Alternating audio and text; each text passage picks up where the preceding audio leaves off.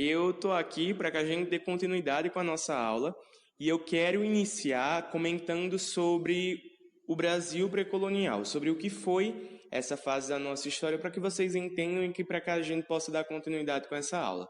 Então, o período pré-colonial é aquele que corresponde de 1500 a 1530, tá? E ele é o momento em que Portugal até então não havia estabelecido as políticas colonizadoras. Portanto, no primeiro momento, mesmo após a chegada de Pedro Álvares Cabral, Portugal não estabelece alguma medida que viria a povoar aquela região, né, que viria a povoar o Brasil. Entendendo melhor o contexto, para entender o porquê de Portugal não ter feito isso logo no início, não é? Eles tinham como interesse principal o comércio nas Índias. O comércio nas Índias era algo muito lucrativo naquela época. Então, o interesse de Portugal, que por sua vez já tinha feito em 1498 com Vasco da Gama uma expedição, eles sabiam quão lucrativo era, que também era um comércio sólido, então eles concentraram a sua atenção para o comércio nas Índias. E eu contextualizo isso aqui com vocês, porque basicamente esse é o ponto crucial que levou Portugal a não dar prioridade para o Brasil logo assim, durante essa fase, né, durante esses 30 anos. E o que acontece durante esses 30 anos? Basicamente, a coroa portuguesa ela inicia o seu financiamento com expedições de reconhecimento. As expedições de reconhecimento, como o próprio nome já sugere, eram expedições em que os portugueses viriam para o Brasil e eles tentariam identificar as nossas riquezas. Naquela euforia, né, de uma nova terra, eles buscavam metais preciosos que pudessem ser explorados, que pudessem ser lucrativos, comercializados, enfim. Porém, o que eles encontram em grande abundância, pelo menos em uma relativa abundância, na verdade, é a presença de uma planta. Nós estamos falando agora sobre o pau-brasil, que foi o principal produto explorado pelos portugueses e também comercializado da época. Não foi o único, mas foi o principal, sem dúvida alguma. Então, os portugueses ficariam aqui na nossa terra e coletariam o pau-brasil e então levariam e comercializariam? Não.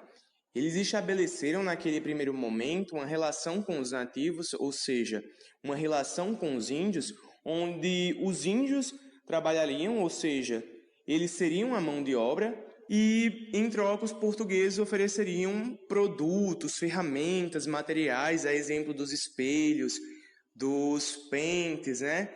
Mais tarde até armas, que eram produtos desconhecidos pelos índios. Então, eles firmam esse acordo e isso continua. Nós sabemos depois que no início do processo de colonização, aquilo não era tão interessante para os indígenas, já que eles já tinham muitos daqueles produtos que Portugal tinha a oferecer. E então Portugal impõe um serviço escravo. E aí é onde nós iniciamos também o assunto escravidão, mas isso é um assunto para uma outra aula. Continuando, Portugal tinha sim um lucro com o pau-brasil. A tinta que pode ser extraída da madeira, ela pode ser utilizada como corante, né? Uma tinta corante utilizada para tingir tecidos, então era lucrativa a comercialização do pau-brasil para os portugueses, mas mesmo assim, nós não éramos uma prioridade como o comércio nas Índias naquela época. E aí o que acontece?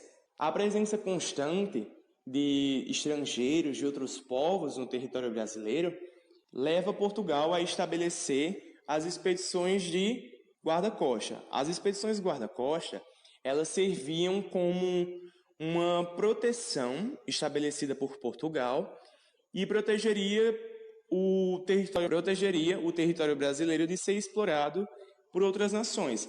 Então, inclusive, eu não comentei isso anteriormente, mas então vou aproveitar a deixa para comentar. Os lugares que eles armazenavam a madeira eram nas feitorias. A primeira feitoria ela foi edificada em 1504 e eram nas feitorias que eles encontravam também como um ponto de defesa, um ponto que protegesse o litoral brasileiro. E então nós chegamos no momento crucial que iria ser o pivô para iniciarem o processo de colonização. O que acontece? O comércio nas Índias, ele podia ser lucrativo, mas Portugal tinha altos gastos com essas viagens, digamos assim. E também havia uma concorrência muito grande. Então eles percebem essa decadência no comércio no Oriente e eles percebem que os franceses eles são constantemente aqui no Brasil. Então eles estabelecem como uma medida de proteção, porque naquele momento eles tinham sim receio de perder a posse da terra que eles haviam descoberto, entre aspas, e que vinha sendo uma fonte lucrativa para eles, não é? Então eles estabelecem, eles financiam as expedições de povoamento, comandadas por Martim Afonso de Souza, de 1530 a 1532. E então eles conseguem estabelecer a primeira vila do Brasil, São Vicente, onde também foi construído o primeiro engenho. E então nós chegamos num momento também crucial para a história do nosso país, que é no momento onde Portugal estabelece as capitanias hereditárias. Nós podemos falar que as capitanias hereditárias foram basicamente o primeiro sistema administrativo do nosso país.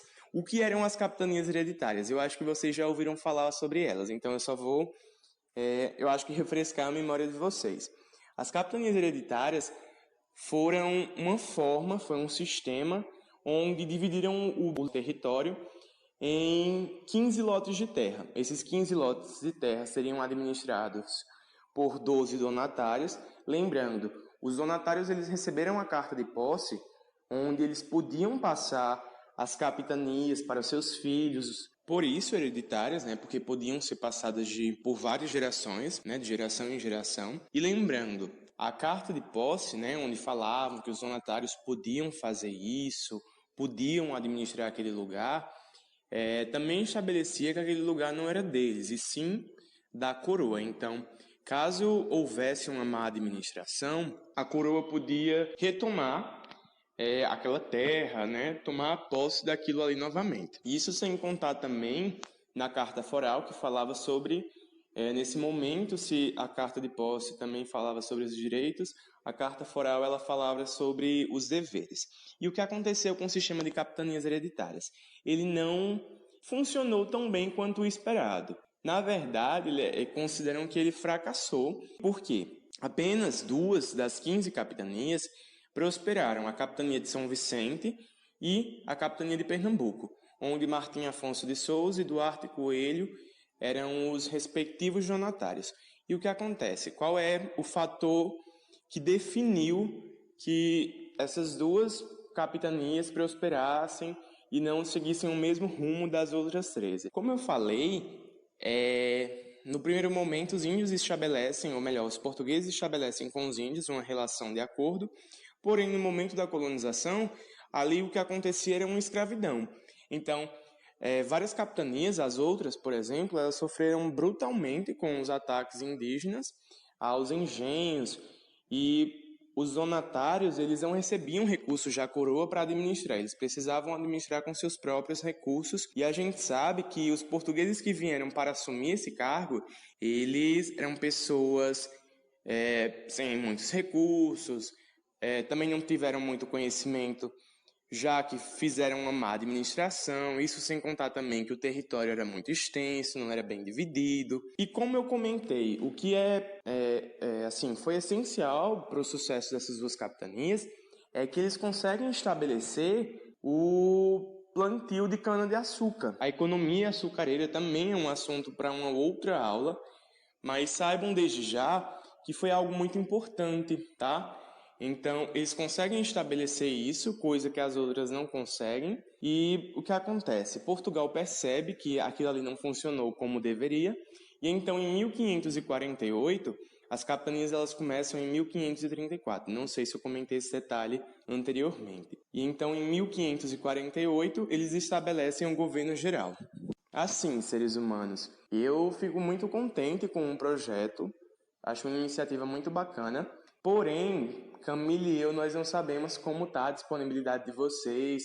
A gente ainda a primeira aula, né? Então, a gente ainda vai ouvir algumas sugestões, a gente ainda vai ouvir muitas dicas de vocês, para que a gente proporcione a melhor aula possível. Nós vamos encerrar a aula por aqui, tá? Porque eu acho que já está com quase 20 minutos. Então, como eu falei, nós não conhecemos a disponibilidade de vocês, se vocês gostam de aulas com essa duração, mas então eu quero agradecer a todos que continuaram até aqui. Muito obrigado, essa ainda é a nossa primeira aula. E eu confesso para vocês que eu estou muito tímido, muito travado, mas eu vou tentar melhorar isso para as próximas aulas. E eu quero lembrar que nós temos um grupo no WhatsApp. O link para você entrar está disponível na bio. Vocês devem entrar se vocês querem receber materiais, querem participar das lives. É um grupo muito bacana, vão começar debates em breve para a redação. Lá os outros colaboradores e também professores das outras matérias, eles estão divulgando quando acontecerá a aula, qual o horário, se vai ser uma live, em qual plataforma. E eu super recomendo, tá? Todos aqui, todos que estão nos ouvindo são muito bem-vindos. Sintam-se à vontade para entrar. Nossas aulas serão quinzenais e nós nos encontramos então só agora no dia 28.